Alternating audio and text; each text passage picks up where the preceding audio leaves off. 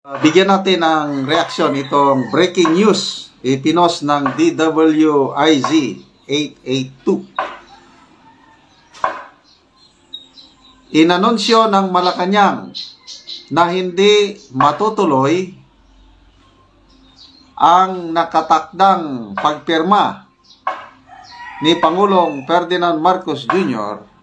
sa 2025 General Appropriations Act sa Disyembre 20, 2024. Kasi announce na ito expected before the end of this year, ipirmahan ng Pangulo ang 2025 General Appropriations Act.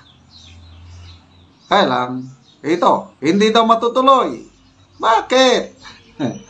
Ayon sa palasyo, may ilang mga probisyon at bahagi rin ng panukalang pambansang budget ang ibebeto para sa kapakanan ng publiko upang umayon sa fiscal program at bilang pagsunod na rin sa mga umiiral na batas. Okay? So, ang daming kumo-question sa constitutionality or legality ng budget natin ngayon. Ito, si dating Finance Undersecretary Cielo Magno, sabi niya, ito na daw ang pinakakurap na budget sa kasaysayan ng ating bansa. Pakinggan natin ang balita ito bago tayo magbigay ng comment. Announces cuts to the government's 2025 budget as the most corrupt in the country's history. But the Senate President believes there's a way to resolve the budget controversies. RG Cruz has tonight's top story. A former Philippine finance official describes the government's spending plan for next year as the most corrupt in history. Economist Cielo Magno joined opposition to budget cuts for key government programs, calling it anti-Filipino. Magno also scored the 50 billion peso cut for the conditional cash transfer program and the 10 billion peso reduction for the Education Department's outlay for next year. For Magno, the 2025 budget prioritizes the interests of politicians and not the public. Yung DPWH na hindi naman nanghihingi ng dagdag na budget ay binigyan ng karagdagang 289 billion pesos. At ang budget ng Senado, dinagdagan ng 1 billion. Dali baka makalimutan ko.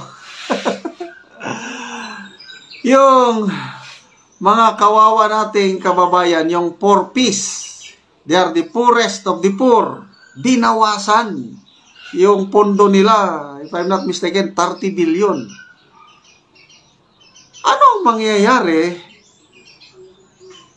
doon sa mga poor piece natin na talaga namang panahon pa ni President Gloria Macapagal Arroyo na simulan na yung poor piece at sa tingin ko, marami naman talagang natutulungan ang poor piece dahil talagang maraming mahirap. Ang problema lang, may palakasan, may mga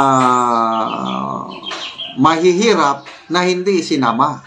Merong mga malalakas sa mga barangay or municipal officials o DSWD officials, isinama. Yun lang problema. But talagang napakaraming mahihirap indigent families na dapat tulungan ng poor piece. Binawasan 30 billion. Sabi, yung 10 billion pesos na binawas sa DepEd, talagang nakakadismaya. Computerization program ng ating mag-aaral, napakahina natin yung mga estudyante when it comes to technology, yung mga ganun. Tapos, binawasan mo pa. Ano pa? PhilHealth subsidy. 74 billion ang requested amount. Naging zero. Ano pa? AFP Modernization Program. 70 billion ang propose. Ginawa lang 35 billion. Yung DOST o Pag-asa, Nagkakaproblema tayo, kakaroon ng mga kalit, bigla ang pagbaha dahil kulang tayo ng kagamitan.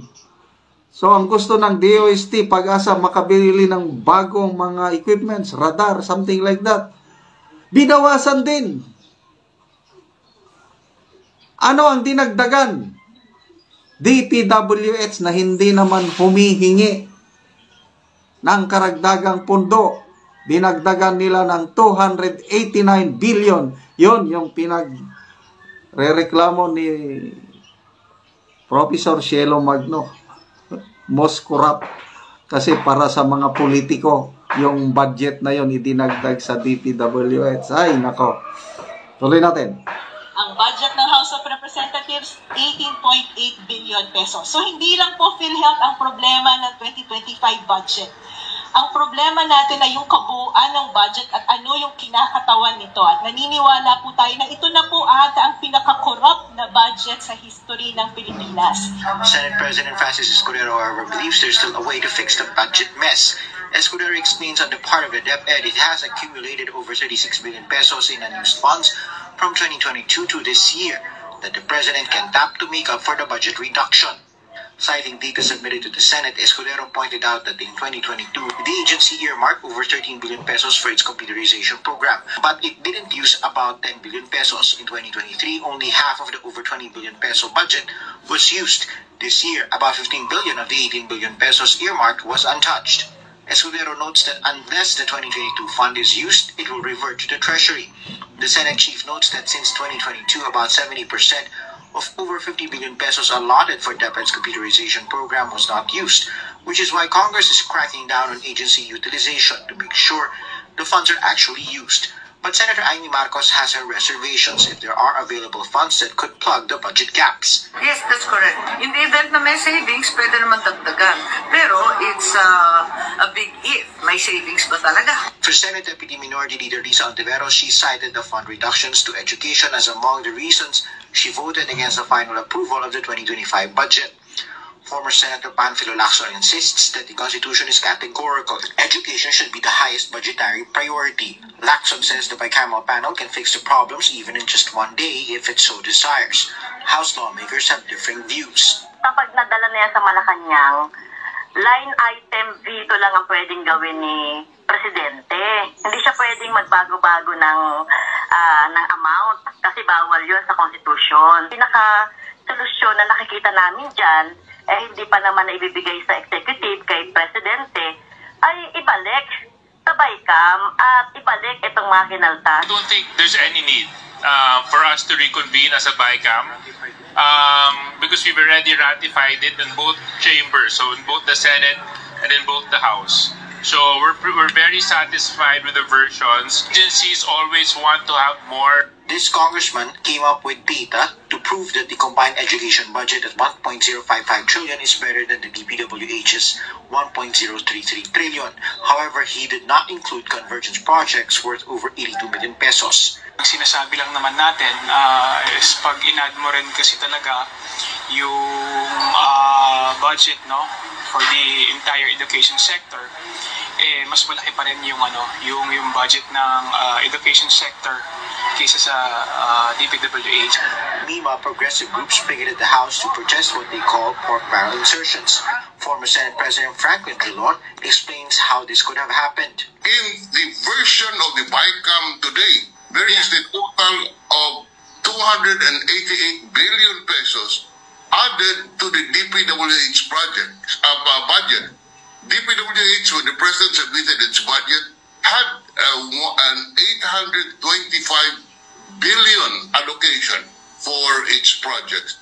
After it went through Congress, tumaas ito ng 1,113 billion pesos. What they did was to get the appropriation of the other agencies in order to provide funding for the pork barrel. Where did they get it? 10 billion from the DepEd, 50 billion from the 4-piece program, 74 billion from the subsidy of PhilHealth. Presidential son and senior deputy majority leader Sandro Marcos expresses support for his father's decision on the budget. President is my father. I support him in whatever he says and whatever he hopes to achieve. The president previously vowed to restore the funds that were cut, though it remains unclear how he intends to do that. RG Cruz, ABS-CBN News. So, yan po. Salamat naman. At nag-decide ang palasyo na huwag mo nang pirmahan ang 2025 General Appropriations Act. Sana maayos nila. Lalo na yung PhilHealth. Grabe. Kailan wala na ang Pangulo. Nagdepensa na eh. Dinipensahan niya na dami daw reserve pa ng PhilHealth. Marami silang pundo. Kaya sa tingin ko, hindi na ibabalik yung 74 billion na pundo o subsidy ng PhilHealth. Ang nagsalita lang siya yung education, yung 10 billion. I don't know yung 4Ps. So,